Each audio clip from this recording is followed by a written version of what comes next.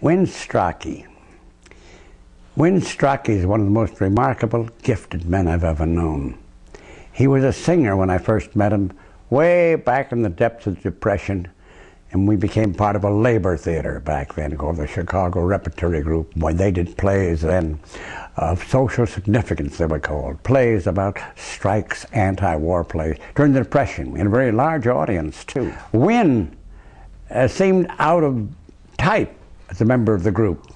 Win himself was the star singer of a very popular program on radio, this is pre-TV, called Hymns of All Churches.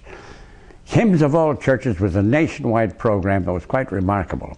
There were the hymns of all religions, of all nationalities. So Win was the lead bass.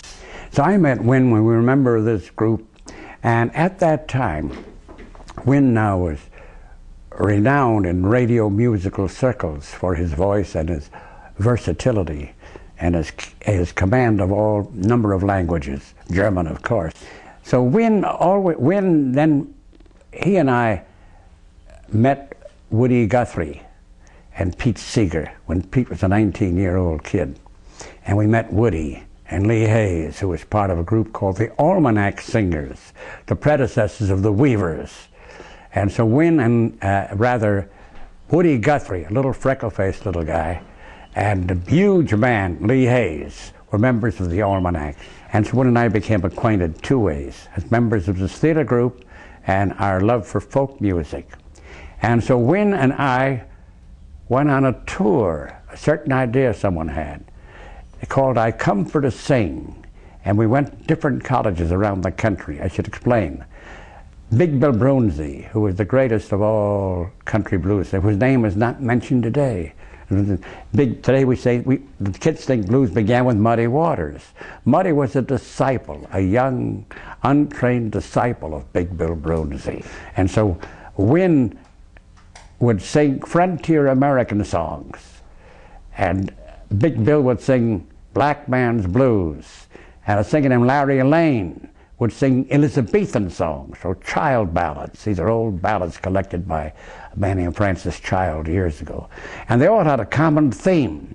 They might be about fickle love. And so the Elizabethan singer, Larry would sing Greensleeves. One would sing a song about a girl who with a roving eye on frontier America, you know. And Big Bill would sing about a girl named Willie Mae or someone else who were fickle, or it could be tender love, or it could be lullabies, could be outlaw songs, could be all, but the different epochs. And I was sort of an easygoing narrator, and it scored like a house of fire at different colleges. But Win was uncomfortable. There was something missing. Win said, these are folk songs. They should concern a neighborhood as well. We're in Chicago. Not dirt road, but neighborhoods.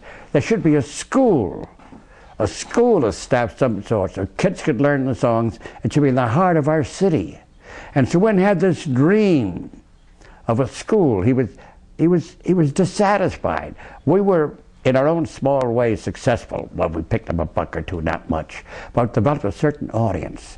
And Win became the Bard of Chicago, in a way. He was known for singing songs about the city. The 43rd Ward was a very funny song. I know it. And when Bill Singer was the alderman then, and he knew Patty Bowler, the old saloon keeper, an old-time alderman, who said the city ain't ready for reform. So Win was the Bard of Chicago. But he was unhappy because something was missing. A certain kind of school, a certain kind of place where the young could learn about even how to play themselves. Guitar or banjo or zither or whatever it is, you see. And so he conceived the idea. Now they met. He also started the school. And he called it Old Town School of Folk, because he lived in Old Town, lived on Eugenie Place. And the first school was only a couple of blocks away from where he lived, and half a block from Patty Bowler's saloon. And then he needed a teacher. And of course he was lucky, found a great teacher in Frank Hamilton. And then came a woman who was called the Earth Mother, Dawn Greening. She was the registrar of the school. Her predecessor was Gertrude Soltker, who was a member of the theater group Win and I were members of originally, and Gertrude died. And Dawn Greening, who was wonderful, Earth Mother. So at their house, at Dawn's house in Oak Park, I think it was. Win and Frank and Dawn, you know, established officially. But it was the dream of Win. But in any event, you can't talk about Old Town School of Folk Music without talking about the man, the George Washington, the guy who dreamed it. And the dream has come true far beyond what he personally dreamt, you see. And so then Win got older and became ill, and lesser known. So we have scores of hundreds, thousands of people have attended Old Town concerts and go to school. None of them know how it came to be.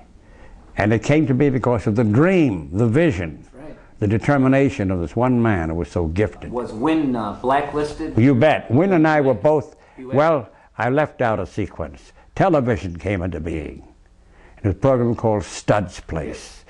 And it's hard to describe it. As David Schwimmer said during a birthday, it was sort of Cheers as written by Clifford Odets. Clifford Odets was the playwright of the 30s, you know. And it had a wonderful actress named Beverly Youngner as the waitress. She was fantastic. And Win Stracke was a handyman. By the way, he played himself. He was a handyman who was learned and intelligent. Like he'd sweep out the floor, clean things, but he'd quote Shakespeare, and he'd sing songs, and lieder, and folk songs. And Chet Roble was sort of a rough Chicago figure, jazz pianist, very well beloved by jazzmen. And he represented the idiomatic world. And so there we were. And then McCarthy came along. But Win and I had taken part in many, say, picket lines, labor disputes, or peace movements, you see. And so we were on the list. So Win and I both got blacklisted at the time, and Stud's Place was dropped for that reason. Win grew up in Chicago. Right in Chicago. He was Chicago born. He came from a poor preacher's family, I think originally Baptist and Catholic. Win was one of a number of kids. His brother was a very good basso as well, an older. Win had about, I think there were 7 kids in the family, and they were not too well off, put it mildly, a preacher's family. It reminds me of a story. You know about that old guy who married that girl a couple of generations younger, called her, Heather, or Megan, a name like that, Jennifer. And so it's pretty good. He's getting along pretty well, but he meets a mutual friend a couple of years later. How are you and Heather getting along? Oh, we split up. How come? She didn't know the songs. And that's in the way. So that's why I am with my friends. Yeah. They're wonderful, but they don't know the songs. Who Win would know, Nelson Alger would know, Mike Kreuker would know, Herman Kogan would know. I named the various guys who would know members of, you see, so. However, they're very good friends. But she didn't know the songs. Now, the big thing about my talk about Win is you've got to know the songs. What are the songs of then, where it comes from, where it was. And it all, Old Town School, all began with the dream, the vision, and the persistence of one man, Win Stracke.